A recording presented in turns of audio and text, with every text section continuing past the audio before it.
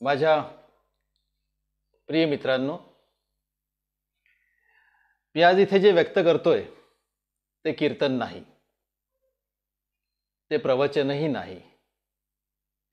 माझ्या समोर जे गुणीजन आणि थोर लोक बसलेले आहेत ते खरंच मोठे श्रोते आहेत, त्याची मला पूर्ण जाणीव आहे. माझी पत्नी पण समोर बसली. बसा बसा, बसून घ्या.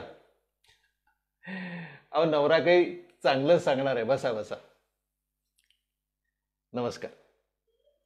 तर सर्वात मोठी श्रोता माझ्या समोर बसली आता आणि तुम्ही सगळे स्क्रीनच्या त्या पलीकडे, स्क्रीनच्या या पलीकडे माझ्या समोर ही आहेत. आणि खरं सांगू, हे प्रवचन नाही, मी तुम्हाला पूर्वीच सांगितलंय. तुम्हाला मी काही सांगावं एवढी माझी पात्रता नाही, खरंच नाही. मी तुमच्याबरोबर केवळ काही एक संवाद करायचा विचार करतोय. गप्पा म्हणूया आपण त्याला. कबीर, तुकोबा, समर्थ रामदास, ज्ञानोबा, नामदेव, मुक्ताबाई, जनाबाई, सोयराबाई, किती संतांची नावं घ्यावी आणि आपली वाचा पवित्र करावी. त्यांच्याबद्दल मी पामर काय सांगणार.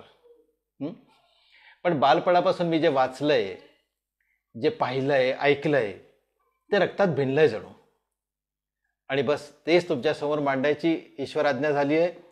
आणि म्हणून हा प्रपंच. एरवी खरं सांगू, मी पूर्वी एक रचना केली होती, त्यालाच थोडंसं सुधारून सांगतोय.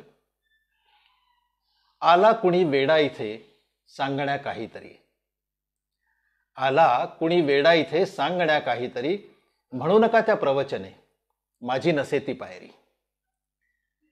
आला कुणी वेडा इथे सांगण्या काहीतरी, म्हणू नका त्या प्रवचने माझी नसे ती पायरी. गप्पाष्टके तुमच्या सवे मांडतो येथे आता. गप्पाष्टके तुमच्या सवे मांडतो येथे आता. थोडे तुम्ही घ्या, थोडे मला द्या, तृप्त मग जाऊ घरी, तृप्त मग जाऊ घरी. बस थोड्याशा गप्पा मारायच्या तुमच्याबरोबर. त्याचा विषय कदाचित वेगळा असेल, पण त्या गप्पाच असणार आहे. मी बोलणार आहे. हा कार्यक्रम संपल्यानंतर तुम्ही बोलणार आहात माझ्याशी. हा असा गप्पांचा कार्यक्रम. नाव आहे दोहे ते देहू. हे असं का? नाही, ठाऊक नाही. नाव का दिलं ठाऊक नाही. दोह्यांपासून सुरू झाले कबीराच्या, आणि ते तुकोबांपर्यंत येऊन ते थांबलंय. मध्ये कितीतरी संत घेतले गेलेत. मराठी संत आहेत, हिंदी संत आहेत.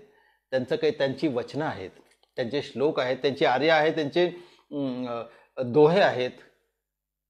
हे असं काहीतरी करायचंय, तुमच्या समोर मांडायचंय.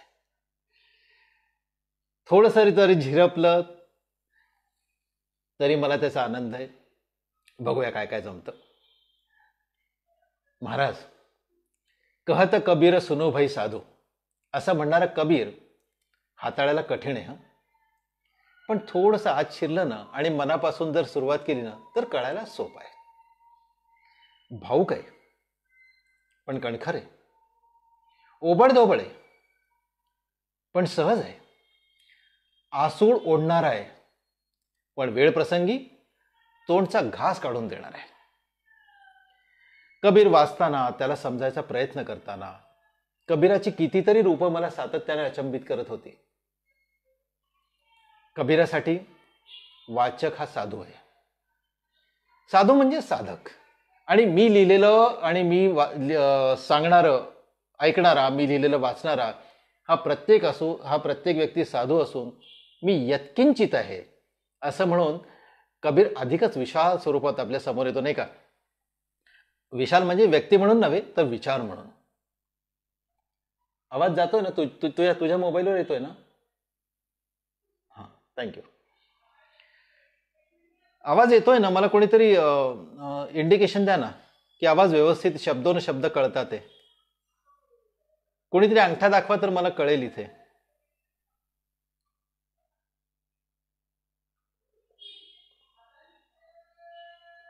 प्लीज कोणी अंगठा दाखवता का? Thank you so much. तर मी खूप लहान आहे असं जेव्हा कबीर म्हणतो तेव्हा कबीराचं आणि तुकोबाचं इथे थोडंसं वेगळेपण जाणवतं. म्हणजे कसं? अणु रेणू या तो कळा, तुका आकाशा एवढा, असं जेव्हा आमचे तुकोबा म्हणतात तेव्हा त्यांचा जो आकार असतो तो बाह्यरूप आकार असा आकाशा इतका नसून त्यांचा अमृतानुभव जो आहे तो आकाशा एवढा मोठा आहे. आणि हे ज्याला कळलं ना तो खरा साधू. मग तोच श्रोता, तो साधू, तो तो याचं निरूपण व्यवस्थित ऐकू शकतो, मनापर्यंत त्याच्या ते झिरपू शकतं. होतंय काय, संतवचने मूर्खांना शहाणं नाही करू शकत. ते ऐकण्यासाठी सुद्धा थोडीशी बुद्धी हवी. आणि हे संतांनी वेळोवेळी नम्रपणे कबूल केलंय. माझे विचार साधूसाठी आहेत, मूर्खांसाठी नाही, असं कबीर स्वतःच धीटपणे कितीतरी वेळा कबूल करतो. काय म्हणणं कबीरांचं? मूर्ख को समजावते ज्ञान गाठी को जाय. मूर्ख को समजावते ज्ञान गाठी को जाय. कोयला होऊ न उजरो, नो मन सावन काय. मूर्खाला नाही समजवू शकत. आपल्या जवळचं ज्ञान आणखीन जाणंच आहे ते, त्याच्यापर्यंत काही पोचू शकत नाही. कोळशाला किती जरी प्रयत्न केला, किती 9 मण साबण जरी टाकला त्याच्यात, तरी तो उजळ होणार नाही. कबीरने असं म्हणे नाही का. आणि मराठीत आम्हाला कोणी सांगितलं? वामन पंडितांनी 17व्या शतकात. थोडं आठवा, तुम्ही पण लहानपणी सगळ्यांनी ते वाचलं असेल. प्रयत्ने वाळूचे कण रगडिता तेलही गळे. प्रयत्ने वाळूचे कण रगडिता तेलही गळे. तृषार्थांची तृष्णा मृगजळ पिऊनही वितळे. सशाचेही लाधे विपिन फिरता शृंगही जरी. परंतु मूर्खाचे हृदय धरवेना क्षणभरी. वाळूचे कणातनं सुद्धा तेल काढू शकता. ज्याला खूप तहान लागली आहे त्याची तहान एका एका एका मृगजळ पिऊन सुद्धा वितळू शकते. मृगजळ जे नाहीच ते पिऊन सुद्धा संपू शकते. सशाचंही हृदय सिंहाला पाहून नाही घाबरणार एक वेळ, असं होऊ शकतो. परंतु मूर्खाचे हृदय धरवेना क्षणभरी. कबीर आणि तुकोबा या 3 शतकांचं अंतर आहे. 3 शतकांचं. तुकोबा 17व्या शतकातले आणि कबीर 14व्या शतकात जन्मलेले. पण दोघांच्या विचारात जे साम्य आहे ना, ते तोंडात बोट घालायला लावलेलं इतकं साम्य आहे. दोघंही मागासल्या जातीचं प्रतिनिधी. म्हणजे कबीर कोष्ठाकरी वाढलेला, तुकोबा कुणबी. याच्यावरती माझ्या घरात मोर्चा येऊ शकतो. पण हे जे आहे हे आहे, हे खरं आहे. कबीर कोष्ठाकरी वाढले, तुकोबा कुणबी. पण कदाचित म्हणूनच दोघांच्या काव्यातून एक असा विद्रोही सूर जाणवतो. कर्मकांड, अंधविश्वास आणि त्या कालच्या एकूणच सामाजिक कुरीतींवरतीनं आसूळ ओढण्याचं कालजयी कार्य या दोघा संत कवींनी काळाचे बंध झुगारून केलेलं आढळून येतं. कबीराच्या सृष्टीतनं ईश्वर हा निर्गुण निराकार आहे. तुकोबा आणि कबीराची ईश्वरी आराधना यात हा ठोस फरक जाणवतो. कबीरांनी काय म्हटलंय? जा के मुह माथा नहीं, नाही रूप कुरूप. जा के मुह माथा नहीं, नाही रूप कुरूप. पाहुस बासते पातरा ऐसा तत्तानूप. कबीराला अभिप्रेत असणारा हा जो परमात्मा आहे ना, हा फुलाच्या सुगंधाहून अधिक सूक्ष्म, अधिक तरल आणि असामान्य आहे. फुलाचा वास कसा वातावरणात दरवळतो आणि त्याचा अनुभव आपण आनंदाने घेतो नाही का. प्रत्यक्ष तो वास मात्र मूर्त स्वरूपात आपल्याला कुठेही दिसत नाही. तसंच परमात्मा हा चराचर सृष्टीत भरून राहिला आहे. आणि ज्याला ज्ञान प्राप्त झाले ना, त्यालाच परमेश्वराचं अस्तित्व सर्वत्र जाणवतं. हे कबीराचं मत तुकोबांपेक्षा थोडंसं वेगळं आहे. तुकोबांसाठी काय? त्यांच्यासाठी पंढरीचा जो ईश्वर आहे हाच तो पूर्ण ईश्वर. तो तिथला जो विठ्ठल आहे तो त्यांचा खरा देव आणि तोच एक देव असं त्यांचं म्हणणं आहे. सुंदर ते ध्यान उभे विटेवरी, कर कटावरी ठेवून या. तुका म्हणे माझे हेची सर्व सुख, पाहीन श्रीमुख आवडीने. असं म्हणून तुकोबांनी आपली निष्ठा पंढरीनाथाच्या म्हणजे विठोबाच्या चरणी अर्पण केलेली वारंवार दिसून येते. चोखामेळा तर काय म्हणले? पंढरीचं सुख नाही त्रिभुवनी, प्रत्यक्ष चक्रपाणी उभा असे. ते दास लिहून गेलेत. म्हणजे हा चक्रपाणी माझ्या समोर आहे आणि त्याच्या दर्शनात मी त्रिभुवनाचं सुख उपभोगतो आहे, असं त्यांना नमूद करावं असं वाटलं. समर्थ रामदासांचा ईश्वर थोडासा वेगळा आहे बरं का. त्यांनी काय म्हटलं? पंढरपूरच्या ईश्वराचं म्हणजे विठ्ठलाचं दर्शन घेतलं आणि रामदास काय म्हणतात, इथे का रे उभा श्रीरामा मन मोहन मेघश्यामा. मी पंढरपूरच्या देवळात गेलो होतो, तिथे लिहून ठेवलंय, म्हणजे विठ्ठलाच्या समोरच लिहून ठेवलंय, इथे का रे उभा श्रीरामा मन मोहन मेघश्यामा, चाप बाण काय केले कर कटावरी ठेविले, का बा धरीला बोला, का बा धरीला बोला, का रे वेश पालटला, काय झाली अयोध्यापुरी. प्रश्न आहे, काय झाली अयोध्यापुरी, इथे बसविली पंढरी. शरयू गंगा काय केली, शरयू गंगा काय केली, कैची भीमा मेळविली, कुठे वानरांचा मेळा, कुठे वानरांचा मेळा, दिसे हनुमंत एकला, काय झाली सीतामाई, इथे आणली रखुमाई. श्रीरामा अरे काय झाली सीतामाई, इथे आणली रखुमाई, इथे का रे उभा श्रीरामा मनमोहन मेघश्यामा. म्हणजे इतक्या आर्तस्वरात रामदासांनी हे म्हटलेलं आहे विठ्ठलाला, की विठ्ठलही कोड्यात पडला असेल बरं का. तेव्हा समर्थांची प्रश्नावळी ऐकून क्षणभर त्या पंढरीच्या विठ्ठलालाही लहानपणी आपला जुळा भाऊ एखादा अलाहाबादच्या त्या कुंभमेळ्यात तर हरवला नाही ना, अशी शंका आली असावी. अर्थात कबीरानेही रामाचा उल्लेख केलेला आहे, अनेक दोह्यातून ते आढळतो. परंतु कबीराची निर्गुण लेखणीनं आणि त्याला दिसणारा सगुण राम यात कुठे गोंधळ नाहीये बघा. सब मे रमे रमावे जोडी, ता कर राम नाम असं होई, हे रामाचं गुणगान. किंवा हमारा धन माधव गोविंद, हमारा धन माधव गोविंद, धरन धर इने सार धन कहिए, जो सुख प्रभु गोविंद की सेवा, सो सुख राजन लहिये. असं म्हणत कबीरांच्या इतर रचनेत कृष्ण भक्तीची मांडणी त्यांनी केली आहे. पण कबीर जेव्हा अधिकाधिक आपण अभ्यासतो तेव्हा हे जाणवतं की मीरेला अभिप्रेत असणारा जो देव आहे ना, म्हणजे ज्या केसर मोर मुकुट असा तो जो काळा सावळा माखनचोर गोविंद आहे, तो कबीरांना अभिप्रेत नसावा. ज्याप्रमाणे आई आपल्या मुलाला सोन्या, बबड्या, राजू असं वेगळ्या वेगळ्या नावानं संबोधते ना, त्याचप्रमाणे कबीराने अमूर्त ईश्वरालाही राम, गोविंद, शिव असं वेगळ्या वेगळ्या नावानं संबोधलंय. त्यांच्यासमोर रामाचं असं एक अशी मूर्त स्वरूप नाहीये त्यांच्यासमोर, असं मला जाणवत आहे. सामान्यांना कळतो ना तो मूर्त स्वरूप राम, कृष्ण असं. आपण आता काय होतं, आपण तर आत्मा म्हटलं ना तरी आत्म्याचा असा आकार ठरवायला लागतो, हो ना. मग आत्मा कसा असेल, आपल्या डोळ्यासमोर एक मूर्त स्वरूप येतं आत्म्याचं, जे जे कधीच कोणी पाहिलं नाही. सामान्यांना कळतं ना ते हे एवढंच. आणि स्वर्ग म्हणजे आपल्याला काय वाटतं, ती कॉलनी आहे, तिथे इंद्र विष्णू यांचे स्वतंत्र बंगले आहेत आणि इतर देवाच्या वेगळ्या वेगळ्या फ्लॅट्समध्ये सुखानं संसार करतायत. हे मूर्त स्वरूप आपण जे चित्र आपल्या मनात जे उभं करतो ना, निर्गुण निराकार ही जी परिकल्पना आहे ना, ही सामान्यापर्यंत पोचणं अवघड आहे. आणि अवघड म्हणजे पोचणं अवघड नाही, ते पोचवणंही फार अवघड आहे. संतांना ते खरंच खूप अवघड वाटत असेल.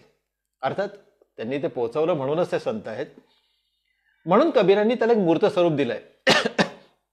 कबीर काय म्हणतात, कबीर निर्भय राम जपू, जब लागी दिवे बाती, तेल घटे बाती बुझे, सोवेगा दिन राती, जोवर शरीर रूपी समेत प्राण रूपी वात आहे, तोवर रामनामाचा जप कर. उगाच नुसतं झोपा काढू नकोस, कारण दिव्यातलं तेल हळूहळू संपतंय. तेल घटे बाती बुझी, सोवेगा दिन राती. आणि मग एकदा का तेल संपलं की मग कायम झोपायचंच आहे ना, मग काय करायचंय. अर्थात रामनामाचा जप कर हे सांकेतिक आहे. रामनामाचा जप करायचा म्हणजे एक नुसतं माळ हातात घेऊन राम राम राम राम राम राम असं जपत राहा असं कोणी नाही म्हटलं, कुणीही म्हटलं नाही, कुठल्याही संतांनी असं म्हटलेलं नाही. संसार करावा नेटका, मग परमार्थ करावा, असं रामदास सुद्धा म्हणून गेलेत. त्याच्यामुळे हातात माळ घेऊन राम राम कर असं कबीराने सुद्धा म्हटलं नाही. सतत कबीराला सुचवायचंय, म्हणजे काहीतरी कर, काहीतरीच करू नको, असं कबीराचं म्हणणं असावं. हाती काम अनमुखी राम, हे असलं तर त्यांना थारा मिळत नाही, हे समजावण्यासाठी कोणा संतांची गरज नाहीये. हे ज्ञान मुक्तीकडे नेणाऱ्या मार्ग पाऊल आहे खरं म्हणजे. काहीतरी सतत कर. काही सत्कर्माकडे जेव्हा जाशील ना, तो मार्ग जेव्हा चोखंदळशील तेव्हा मग वाम मार्गाकडे पावलं वळणारच नाही, असं संतांचं म्हणणं आहे. मी आता काही दिवसापूर्वी असं एक उदाहरण सांगतो. मी आता वाचलं कुठेतरी की बिल गेट्सकडे जेवढी संपत्ती आहे ना अमेरिकेत, त्या बिल गेट्सची संपत्ती त्यांनी 1 कोटी रुपये रोज जर खर्च केले, 1 कोटी रुपये रोज, हे जर त्यांनी खर्च करायला सुरुवात केली तर मी त्याशी कॅल्क्युलेशन केलं होतं, 202 वर्ष त्याला 1 कोटी रुपये प्रत्येक दिवसाच्या हिशोबाने ते खर्च करायला लागतील, तेव्हा त्याची ती संपत्ती संपेल. आता या बिल गेट्सला काही करायची गरज आहे का? नाहीये. पण तरी तो रोज ऑफिसमध्ये जातो, पैसा कमवणं हा कदाचित उद्देश नसेल, पण काहीतरी कर्तव्य असावं, काहीतरी आपला आपला आपला जो वेळ आहे तो सन्मार्गी लागावा, असं त्याचंही म्हणणं असेल ना. मग ही पायरी ओलांडली ना की मग मूर्ताकडून अमूर्ताकडे कसं जावं किंवा स्वरूपाकडून आपलं मन अरूपाकडे कसं वळवावं हे कबीर शिकवतो. अर्थात कबीराच्या अधिकांश दोह्यात ईश्वर अरूप आहे. ज्याला देह आहे तो नश्वर आहे, आणि जो नश्वर आहे तो ईश्वर कसा असू शकतो? नाही ना, शक्यच नाही. तो ईश्वर असू शकत नाही. म्हणून एकदा का ईश्वराला देहाच्या बंधनातून मुक्त केलं की त्या ईश्वराकडे जायला आपलाही मार्ग मोकळा होतो. म्हणजे देहाच्या आसक्तीपासून हळूहळू लांब जायला लागतो. असा अमूर्त ईश्वर कबीराला भावला, कळला. कबीराच्या ईश्वराला हात नाही, पाय नाही, नाक नाही, डोळे नाही, कान नाही, त्याला देहच नाही. आणि म्हणूनच तो सुंदर, कुरूप, उंच, ठेंगणा, काळा, सावळा, गोरा इतकंच नाही, तर कबीराचा ईश्वर हा स्त्री किंवा पुरुष सुद्धा नाही. मग तो आहे तरी काय? लाली मेरे लाल की जित देखो तित लाल.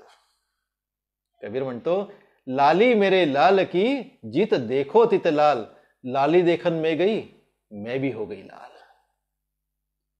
प्रेयसीचं रूप धारण केलं कबीराने. काय म्हणतो? माझ्या प्रियतम परमात्म्याची सत्ता त्या जगात सर्वत्र अनुभवास येते. जिथे जिथे माणसाची दृष्टी पोचू शकत नाही तिथे परमेश्वराचं अस्तित्व जाणवतं. परमेश्वराच्या सर्व व्यापकतेचा शोध घेण्यास मी निघालो आणि निघाले. त्याने लिहिले निघाले. मी निघाले आणि काय आश्चर्य, मी सुद्धा त्या लाल रंगात न्हावून निघाले. लाल झाले म्हणजेच परमेश्वराचा शोध घेता घेता स्वतःच परमेश्वराशी एकरूप झाले. तुकोबांनी हेच म्हटलंय, देव पहावया गेलो आणि देव होऊन आठेलो. ईश्वर बघायला गेलो, मीच ईश्वर झालो. अहम ब्रह्मास्मी. महाराज, काय होतं, आपण संतांचे बोलणं नुसते ऐकतो, वाचतो, वावा म्हणतो, दाद देतो, परंतु त्याला प्रत्यक्ष रूपात किती स्वीकार करतो ठाऊक नाही, खरंच ठाऊक नाही. आणि असं म्हणायला गेलं तर कबीर, तुकाराम, रामदास हे संत आपण बघितले नाहीयेत.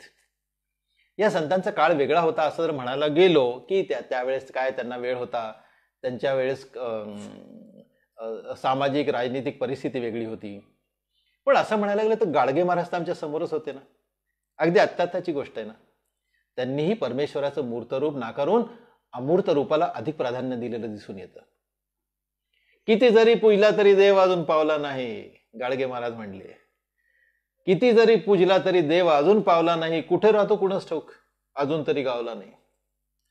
किती जरी पूजला तरी देव अजून पावला नाही, कुठे राहतो कुणास ठाऊक, अजून तरी गावला नाही. गाडगे महाराज आपल्या व्याख्यानातून निर्भीडपणे सांगायचे की मी परमेश्वराला पाहिलं असं जर कोणी म्हणत असेल तर तो चक्क खोटं बोलतोय असं समजायचं.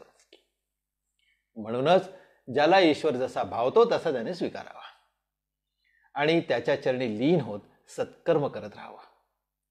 संतांनी हेच केलं आणि संतांना इतरांकडून जे अपेक्षित आहे ना तेही हेच आहे, सत्कर्म करा, सत्कर्म करा. काय म्हटले संतांनी? वेदात नमूद केलेले 6 प्रमुख शत्रू आहे ना, म्हणजे षड्रिपू, काम, क्रोध, लोभ, मोह, मद, मत्सर, या न दिसणाऱ्या पण 84 कोटी जन्मानंतर मिळालेल्या मानवी जीवनाची माती करणाऱ्या या 6 शत्रूंवर मात करून संतांनी लोककल्याणासाठी या भूमीत आपला देह झिजवला आणि शत्रूंपासून या शत्रूंपासून सावध राहावं. कसं सावध राहावं याची शिकवण सामान्य जनांना दिली. काय म्हणाले समर्थ? नको रे मना क्रोध हा खेदकारी, नको रे मना क्रोध हा खेदकारी, नको रे मना काम नाना विकारी, नको रे मना लोभ हा अंगीकारू, नको रे मना मत्सरू दंभ भारू.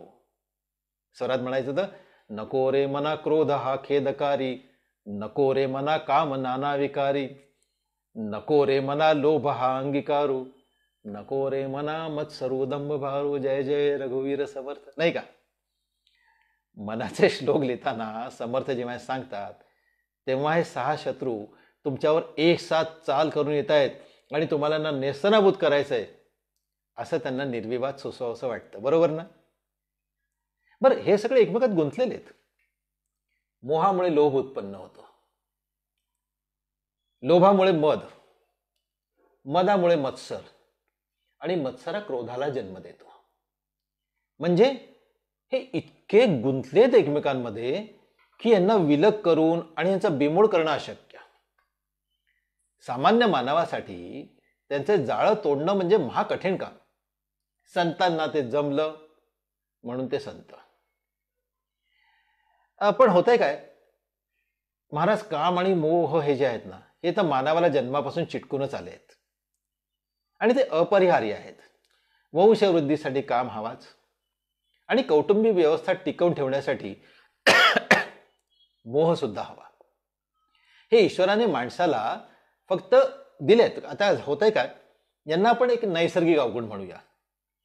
मोह आणि काम हे नैसर्गिक अवगुण, याचं रूपांतर मोठ्या अवगुणात होऊ नये याची काळजी प्रत्येकाने घ्यावी.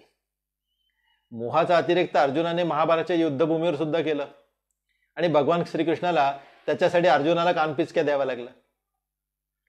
अहो, मोह या 2 अक्षरांच्या एका शब्दाकरता गीतेचा एक संपूर्ण अध्याय महर्षी व्यासांनी घेतलेला आहे. नष्टो मोह स्मृतिर्लब्धता त्वच प्रदा अच्युता स्थितोस्मी गणसंदेहम करिष्ये वचनम तव. असं जेव्हा श्रीकृष्ण म्हणतो, अर्जुनाचा स्वजनांशी न लढण्याचा हा निर्णय ना, हा मोहापायी उत्पन्न झालेला असून त्याला या मोहापासून प्रवृत्त करायचं, हे श्रीकृष्णासारख्या विद्वानासाठीही किती म्हणजे एक आव्हान असावं, नाही का? अर्जुन आपल्या आप्तेष्टांना पाहून तो मोहग्रस्त झाला. मला ऐश्वर्य नको, राज्य नको, मी भीक मागेन पण माझ्या सख्यांबरोबर युद्ध करणार नाही, असं जेव्हा अर्जुन कृष्णाला म्हणाला, तोच अर्जुन गीतेच्या शेवटी तुझ्या प्रसादाने माझ्यातील मोह नष्ट झालाय आणि मी आता आत्मज्ञान संपन्न झालो आहोत. आता माझ्यात कुठल्याही प्रकारचा संशय राहिला नाही. तुझ्या आज्ञेप्रमाणे मी वागायला तयार आहे. करिष्ये वचनं तव, असं म्हणून कृष्णाला आपला आत्मा अर्पण करतो. करिष्ये वचनं तव, तू जे म्हणशील तेच करेल. ज्ञानेश्वरीच्या पहिल्या अध्यायात माऊली काय म्हणतात? तेथ मनी गजबज जाहली, तेथ मनी गजबज जाहली आणि आपेसी कृपा आली, तेणे अपमाने निघाली वीरवृत्ती. सर्व आप्तेष्टांना पाहून अर्जुनाचं मन घाबरून गेल्याने अर्जुनाच्या मनात आप्तेष्टांविषयी करुणा, प्रेम, आस्था, भावभावना ह्या सगळ्या उत्पन्न झाल्या आणि रणांगणात वीराच्या ठिकाणी अशी प्रेम भावना उत्पन्न होणं हा वीरवृत्तीचा अपमान आहे. त्यामुळे वीरवृत्ती ही अर्जुनाला सोडून गेली. बरोबर ना? पुढे ते लिहितात, जैसा भ्रमर भेदी कोळे, जैसा भ्रमर भेदी कोळे, बलतेसे काष्ट कोरडे, परी कळिके माझी सापडे कोवळीये. ज्याप्रमाणे भवर वाळलेलं कितीही कठीण काष्ट असू दे, लाकूड असू दे, त्याला तो पोखरतो, लिलया पोखरतो. पण तोच भ्रमर जर कोवळ्या कमळाच्या पाकळ्यात अडकला तर त्याला तिथून बाहेर नाही नेता येत. मग त्याची लाकडी फोडण्याची वृत्ती असते ना, ती पाकळ्यांपुढे नाहीच चालत. ते तर उत्तीर्ण होईल प्राणे, परी ते कमळ दळू चिरून येणे, कठीण कोवळेपणे स्नेह देखा. त्या कमळदळात तो भुंगा गुदमरून आपला प्राण सोडेल पण त्या पाकळ्या चिरून बाहेर पडू असा विचारही त्याच्या मनात येणार नाही. हे अर्जुना, तुला हे तुझ्या आप्तेष्टांच्या मोहाने असं झालंय. मग दुसऱ्या अध्यायात भगवान अर्जुना जरा रागवतात. रागवून काय म्हणतात? म्हणून अजूनही अर्जुना झणे चित्त देसी या हिना, धीर करून या मना सावधान होई. अर्जुना, तू या मोहाला ना तुझ्या चित्तात अजिबात थारा देऊ नको. जास्त वितरवायचं नाही. या मोहाला तुझ्या चित्तात थारा द्यायचा नाही. मनाला धीर दे आणि सावध हो. सांडी हे मूर्खपण, सांडी हे मूर्खपण, उठी घे धनुष्य बाण, संग्रामी हे कवण, कारुण्य तुझे. सांडी हे मूर्खपण. हा मूर्खपणा फेकून द्या, वेडेपणा सोडत. हातात धनुष्य बाण घे, कारण या रणभूमीवर तुझ्या करुणेचा काहीही उपयोग नाही. बर, पण मोह हा फक्त नातेवाईकांचा, आप्तेष्टांचा असा असतो का? नाही, नक्कीच नाही, नक्कीच नाही. भौतिकतेचा मोह हाही आपल्याला या पाशातून नाही बाहेर पडू देत ना. यावर अर्थात यावर प्रकाश टाकायला कबीरासारखा विद्रोही कवी हवा बरं का. त्यांनी काय म्हटले? एका दोह्यात कबीर काय म्हणतो पहा. कबीर या संसार की झूठी माया मोह, कबीर या संसार की झूठी माया मोह, तीही घर जीता वाधवना, ती घर नेता दोह. या जगातील माया मोह हे सारं निरर्थक आणि आभासी आहे. ज्या घरात अधिक संपत्ती, अधिक भौतिक सुख आहे, म्हणजे गरजेपेक्षा अधिक, त्या घरात अधिक दुःख आणि क्लेश भरलेले असून मोह उत्पन्न झाला की माणूस ईश्वरापासून अधिक दूर जातो. माया गया जीव सब ठारी, माया गया जीव सब ठारी, रहे कर जोरी, जिन सिर जय जल बूंद सो, तासो बैठा तोरी. प्रत्येक माणूस मोहासमोर हात बांधून उभा आहे आणि या मोहापायी त्याने ईश्वर, म्हणजे ज्यांनी पाण्याच्या एका थेंबाने सृष्टीची निर्मिती केली आहे, ज्यांनी पाण्याच्या एका थेंबाने संपूर्ण सृष्टी रचली, त्या ईश्वरासोबतचे संबंध मात्र या मोहात ग्रस्त झालेल्या माणसाने तोडून टाकले आहेत. जिन सिरी जय जलबुंद सो, तासो बेठा तोरी. तोडून टाकले त्याने. प्रत्येक प्राणी हा मोहात गुंतलेला आहे. तुलसीदास ते सुद्धा मोहावर फार चपकल व्याख्या करतात बरं का. त्यांचं भाष्य कसं आहे? त्यांचं म्हणणं आहे की या जगात मोह ज्याचं नष्ट झालं ना, असं कुणीही नाही, कुणाचाही मोह नष्ट झालेला नाही. ज्ञानी तापस सुर कवी, कोबित गुण आगार. ज्ञानी तापस सूर कवी, कोबित गुण आगार, केही के मोह विडंबना, किनी न हे संसार. मोहामुळे ज्याची विटंबना झाली नाही असा कोणीही ज्ञानी, तपस्वी, शूरवीर, कवी, विद्वान, कुणी या जगात आहे का? कुणीच नाही. प्रत्येकाला या मोहाच्या संकटाने ग्रासलाय. अर्थात असं सरसकट विधान करताना तुळशीदासांना संकोच होत नाही. कुठलाही संकोच नाही. त्यांनी 100% खरं आहे असं सांगून हे लिहिलेलं आहे. माणसाला शेवटल्या श्वासापर्यंत मोह सुटत नाही, हे मात्र खरं. देह सोडून जायची वेळ येते, पण जगण्याचा, भौतिक साधनांचा जगण्याचा ठीक आहे, चला ती नैसर्गिक प्रवृत्ती आहे, पण भौतिक साधनांचा सुद्धा मोह टळत नाही शेवटल्या क्षणापर्यंत. कपाटातील कपड्यांचा, डबीतील अंगठीचा, उशीखालच्या रुमालाचा नाही मोह सुटत. नवऱ्याच्या निधनानंतर 10 वर्षानंतर, म्हणजे लग्नाच्या 50 वर्षानंतर कपाटात ठेवून अगदी विरळ झालेला, अगदी लादी म्हणजे फरशी पुसायच्या लायकीचा झालेला एक कोट सुनेने बोहारणीला दिला. म्हणून 70 वर्षाच्या आजींना रागावून बसलेलं मी बघितलंय. त्या विटलेल्या कोटाला 35, 40, 50 वर्षात कोणी बघितलं सुद्धा नव्हतं. आजींनी सुद्धा बघितलं नव्हतं. अचानकच केव्हा तरी सून बोलून गेली आणि म्हातारली बिथरली. मग सुनेचं, सासूचं खडाष्टक, घरातला एकुलता एक तो बिचारा पुरुष, बायकोला बोलू शकत नाही, आईला सोडवू शकत नाही. म्हातारीला मात्र तो कोट गेल्यापासून घरघर लागली, बोरणीला दिल्यापासून.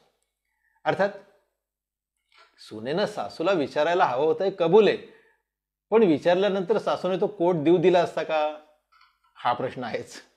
मग पलंगावर पडल्या साऱ्या जगाची काळजी. माझ्यानंतर घराचं काय होणार? देवघरातील माझ्या देवांना खावं नको कोण बघेल? अगं बाई, तू जा तर, घराचं आम्ही पाहून घेऊ. आणि या त्रिभुवनाची काळजी घेणारा तो देव, त्याचं बघणारा आम्ही कोण? पण मोहातून मुक्त होत नसल्यानं म्हातारीला देहही सोडवला जात नाही अजून. मग नातवाचं लग्न, पण तू हे सारं बघायची इच्छा आहेच अजून. तुकोबा आम्हाला इथे बरोबर मार्गदर्शन करतात. त्यांचं काय म्हणणं आहे? मुंगी आणि राव आम्हा सारखाचा जीव, मुंगी आणि राव आम्हा सारखाचा जीव, गेला मोह आणि आशा, कळी काळाचा हा फासा, सोने आणि माती आम्हा समान आहे चित्ती. तारेसाहेब, गेला मोह आणि आशा, कळी काळाची हा फासा, सोने आणि माती आम्हा समान आहे चित्ती. तुका म्हणे आले घरा वैकुंठ सगळे. मोह सोडला आणि आमच्या घरात वैकुंठ आलं. जो व्यक्ती मोहाला चिकटून बसतो, बरं काय होतंय? असं नाही की त्याला त्रास आहे, त्याची सुटका होत नाही, हे मला कबूल आहे. पण जी व्यक्ती मोहाला चिटकून बसते ना, तिचा उपद्रव इतरांना नाही होतो बरं का. आता मी तुम्हाला जसं सासूचं उदाहरण दिलं की सुनेला किती उपद्रव मोहाला चिपकून बसल्यामुळे. अशी माणसं इतरांनाही आयुष्याचा अर्थ समजू देण्यास आड येतात. म्हणून ते समाजातून फेकून देण्याच्या लायकीची असं तुकोबाराय म्हणतात. मी नाही, माझ्यावरती आळ घ्यायला नको. तुकोबारायांनी म्हटलंय, लावून या पुष्टी पोर आणि करकर कथे माझी, लावून या पुष्टी पोर आणि करकर कथे माझी, धाळा पळा पाया करा विनंती, दौडा हात धरून या, कुरवाळूनही बैसे मोहे, प्रेम काहे नाती सहे, तुका म्हणे वाटे चित्त खरा फजित म्हणून. कडेवर रडकं मूल घेऊन कोणी बाई बसली आणि करकर करकर करकर चालली, तुकोबारायांची कथा चालली. आता ती जर करकर केल्यामुळे इतर लोकांना जर त्रास होत असेल तर तिच्या पाया पडा आणि तिला कथेतून निघून जाण्याची विनंती करा. एवढं सांगूनही जर ऐकत नसेल तर तिचा हात धरून तिला बाहेर घालवा. रडत असलेल्या पोराला मोहाने कुरवाळून उगीच बैस बाळा असं म्हणून लोचटपणे ती कथेत बसते आणि हरिकथेचा रसभंग करते. तिच्या उपद्रवाने श्रोत्यांचं आणि वक्त्याचं चित्त इकडे तिकडे जातं नाही का, म्हणून तिला हाकलून द्या, हे तुकोबाचं म्हणणं आहे. अर्थात हे किती जरी खरं असलं तरी सामान्य जनांसाठी हेही खरं आहे की माता पुत्राचा, पती पत्नीचा किंवा तत्सम नातेसंबंधांचा मोह आहे म्हणून कौटुंबिक व्यवस्था टिकून आहे, हे खरं आहे. अर्थात तरीही मला एक जाणवतं, समजा भुंगा जर कमळामध्ये अडकला नाही मोहाने किंवा तो फुलावरून इकडून तिकडे गेला नाही, तर मग फुलांचं फळांमध्ये कसं रूपांतर होणार? म्हणजे हा मोह हवाच, पण तरीही पुत्रमोहामुळे हस्तिनापूर सारख्या समर्थ राज्याचा एक सम्राट धृतराष्ट्र होऊन त्या कुळाचा नाश करण्याच्या कारणीभूत असतो, हे अमान्य करून चालणार नाही. असे कितीतरी धृतराष्ट्र आपण आजच्या युगात पाहत आहोत. म्हणजे मोह आणि काम हे नैसर्गिक अवगुण झाले, यांच्याबद्दल आपण आता बोललो. किती वेळ, किती वाजले, किती पाहता घड्याळ? आहे ना एक 10-15 मिनिट, 10-1 मिनिटं अजून, 10-1 मिनिटं चालेल ना अजून की संपवूया? श्रोते हो, चालेल का 5-10 मिनिटं अजून? आपण एक अनैसर्गिक जो अवगुण आहे लोभ, त्याच्यावर बोलूया आणि ते संपवूया. चालेल? मग म्हणजे हे लोभ आणि काम हे झाले नैसर्गिक अवगुण. म्हणजे भुंगा जे फुलाच्या मोहात पडतो नैसर्गिक, कारण ते न झाल्यास पुढे मग फळ होणार नाही, मग त्याच्या बिया होणार नाही आणि मग ती प्रकृती तिथेच थांबेल तिचं चक्र. पण अनैसर्गिक अवगुणांचं काय? परी काम क्रोध लोभ या तिहीचेही थांब, थावे तिथे अशुभ पिकले जाणं. ज्ञानोबा राय म्हणतात, परंतु काम क्रोध आणि लोभ या तिहींचे वृक्ष जिथे बहरतात तिथे अशुभ फल निष्पत्ती होत असते, हे मात्र लक्षात असू दे. मानव अधपतित होतो, नीच योनीला जातो, याचं एकमेव कारण म्हणजे आसुरी संपत्ती हे आहे. हे खरं आहे आणि हेच 100% खरं आहे. मी पुन्हा बोलतो, मानव अधपतित होतो, नीच योनीला जातो. याचं नीच योनीला म्हणजे आता आपण त्या पुराणात नको जाऊया, पण त्याची जी अधोगती होते याचं एकमेव कारण म्हणजे आसुरी संपत्ती हे आहे. आता आसुरी संपत्ती कोणती? भगवंत म्हणतात काम क्रोध लोभ हे आत्मनाशक अशा नरकाचे तिहेरी साधन आहे. तत्सम या तिन्हींचा त्याग करावा. पापी लोकांना नरकभोग घडवण्यासाठी ही मोठी सभाच आहे. जोपर्यंत क्रोध लोभ आणि मत्सर वगैरे या या या तीन जे शत्रू आहेत यांचा चित्तात उद्भव झाला नाही तोपर्यंत आपण नुसत्या नरकाच्या गोष्टी ऐकाव्यात. यांचा एकदा का उद्गम झाला की मग अतोनात कष्ट होणारे हे तीन जे पाप आहेत हे म्हणजे नरकाच्या द्वाराचा उंबरठ आहे असं समजायचं. क्रोध लोभ मत्सर. जो मानव यांना जवळ करतो आपलंसं करतो, ज्ञानेश्वर माऊली म्हणतात त्यांना नरकपुरीच्या सभेत फार सन्मानाचं मोठं पद दिलं जातं. अर्जुना, अत्यंत प्रयत्नपूर्वक या तिघांची त्रिपुरी अत्यंत घातक म्हणून त्यांचा त्याग कर. ही आसुरी संपत्ती तू दूर लोटून दे.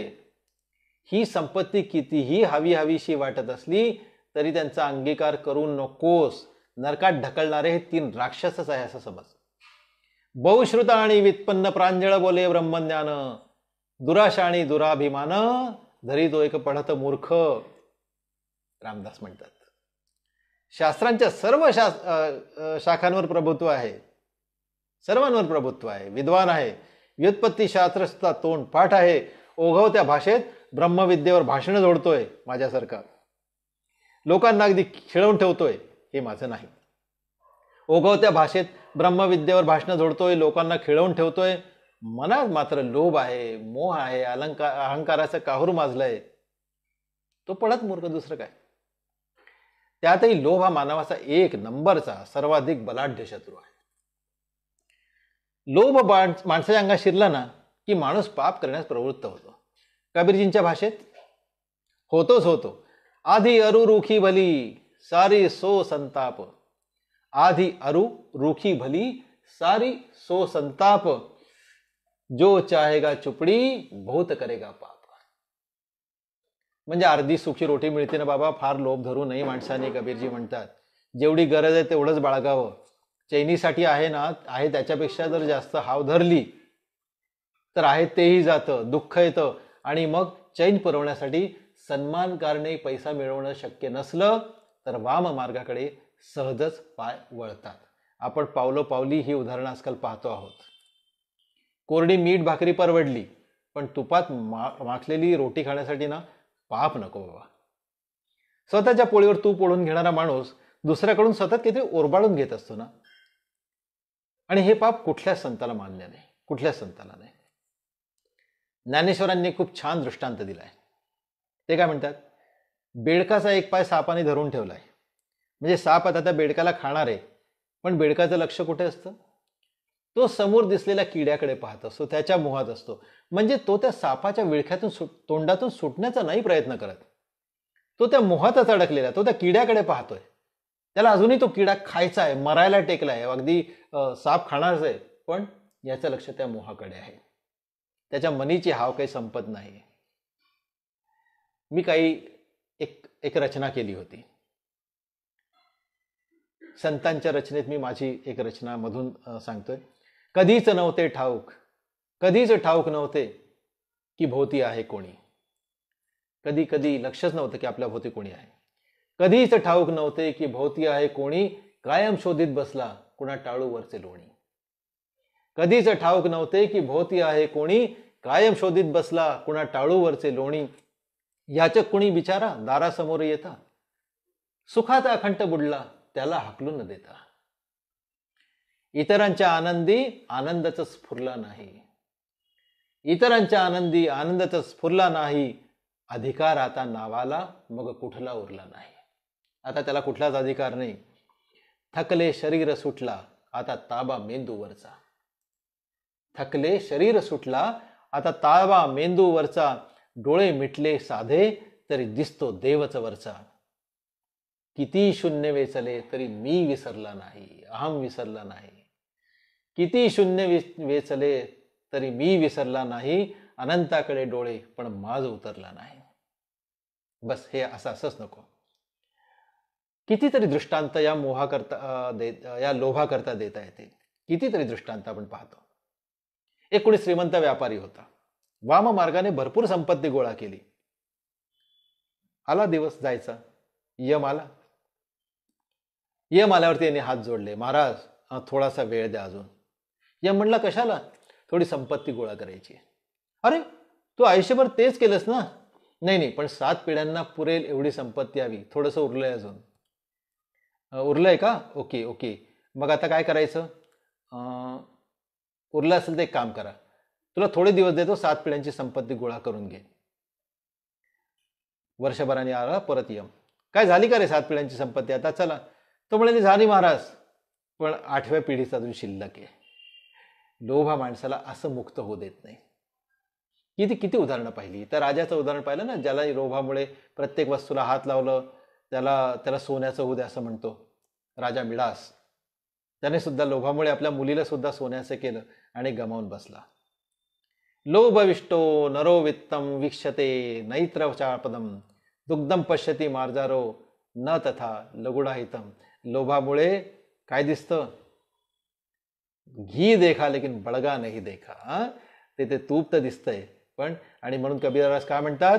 कबीरा तृष्णा पापिणी तासो प्रीती न जोरी पेंड पाछे परे लागो मोठी खोरी. तृष्णा सुटत नाही आणि आपल्याला खोड लागते त्याच्या मागे जाण्याची. जेव्हा कोरडी भाकर दे, म्हणून प्रत्येकाने साधू व्हावं असं कबीरदास म्हणतात. आणि साधू म्हणजे कोण? जे का रंजले गांजले त्यासी म्हणे जो आपुले तोची साधू ओळखावा देव तेथेची जाणावा. साधू म्हणजे कपाळी बुक्का, गळ्यात रुद्राक्षाची माळ, भगवे पांढरे कपडे असं नाही. ज्याचं आचरण शुद्ध आणि सात्विक आहे, ज्याला इतरांचे कष्ट बघवत नाही आणि कुणाच्याही अगदी निंदकाच्याही संकटाला जो धावून जातो, बस तो साधू. कबीरा सोही पीर है जो जाने पर पीर, जो पर पीर न जाने सो काफिर बेपीर. असा साधू कोण? या प्रश्नाचं उत्तर म्हणजे निसंकोच एकनाथ महाराजांना समोर आणायचं बरं का. अगदी त्यांना समोर आणायचं. म्हणजे गाढवाला सुद्धा पाणी पाजताना, गंगेचं पाणी वाहून आणलं होतं उत्तरेतून, काशीतून, त्याला पाणी पाजताना सुद्धा ज्यांचा धर्म बुडाला असं त्यांना जाणवलं नाही. भगवत भाव सर्वाभुवी हेची ज्ञान हेची भक्ती हा आदर्श ज्यांनी ठेवलाय त्या एकनाथांना संत म्हणायचं.